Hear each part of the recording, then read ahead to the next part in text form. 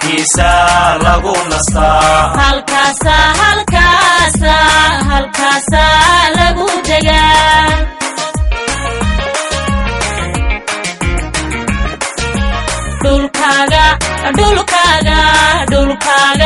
dhulkaaga lagu hodnaa harkiisa lagu nastaa halkaasa lagu degaa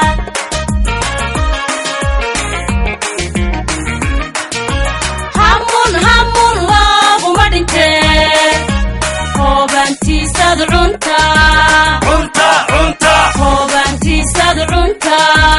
dadkaagaad yeeshataa ciidadaad haybsataa dadkaagaad yeeshataa ciidadaad haybsataa ciidadaad haybsataa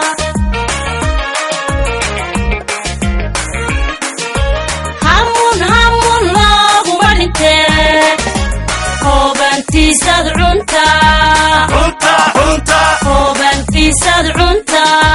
dadkaagaad yeeshataa ciidadaad haybsataa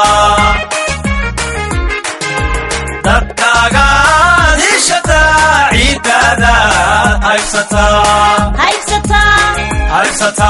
ciidadaad haybsataa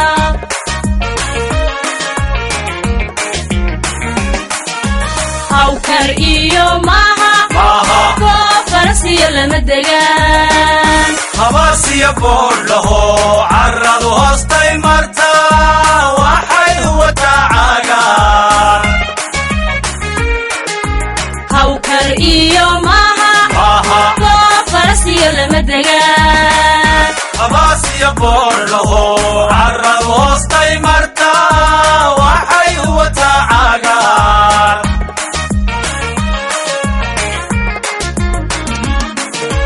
bulshadu waa habar wadaag hilbiyo dhiig wada dhasho waxaanu ku sugannahay aad soo daawateen daawadayaal hodheelkan aynu marka hore walaal magacaaga bismillahi raxmaan raxiim magacaaga noo sheeg magacay waa maxamuud cabdi ibraahim bal maxamuudow nooga waran shooladaha gaasta iyo hodheelkiinu ma isticmaalo haa si fiican wax kalaba ma isticmaalaba aan ahayn shoolada gaasta oo aan kaga dadweynaha kale hodheelada ku haysta magaalada Hargeysa aanu ugu dhiirigelinno inay isticmaalaan shooladaha gaaska taasoo badbaadinaysa environmentiga deegaankeena oo ah mid caqabad weyn ku haysta dhuxushu in ay u bedelaan shooladaha gaaska aadna waan ugu hambalyeynaya in ay dadku isticmaalaan shooladaha gaaska waan ku soo dhaweynaya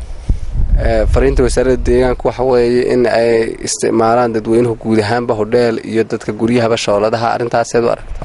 aad iyo aad ma arinta soo dhaweynaya shooladu waa muhiimada koowaad waxa koowaad ee dalkeena ka maqan in ay isticmaalaan shooladaha oo si loo badbaadiyo deegaanka iyo environmentiga dalkeena uu leeyahay uu u lahaado bilicdii iyo xaqii roobkii oo imka bariyaha waxaan arkaa roob yaraan dalka jirto taasoo aan anigu sababeyn karo inay tahay dhirtii oo si baas loo goynayo haddii dadku ay isticmaalaan shooladaha shooladu waxay keenayaan xaqii caafimaadka xaqii nadaafadda xaq kasta way ka wanaagsan yihiin oo wax uskaga iyo wax madow imka hadaad isticmaashid aad tagtid hodheelada isticmaalash dhuxusha hortoodii iyo gudahoodii iyo weelka wax karinayeenba waxay u eegyihiin de waa waxa aan caalamka horumaray aan isticmaali karin iyo dunida saddexaad marka waxaan ku dhiirigelinayaa dadweynaha jamhuuriyadda Soomaaliland meel kasta ay joogaan in ay isticmaalaan shooladaha oo ayna ku bedelaan dhuxusha ay isticmaalayaan ee dhirta baan ay goynayaan ay ku bedelaan halkii ay ka isticmaalaan dhuxul ay shooladii isticmaalaan dalkaaga laga helaa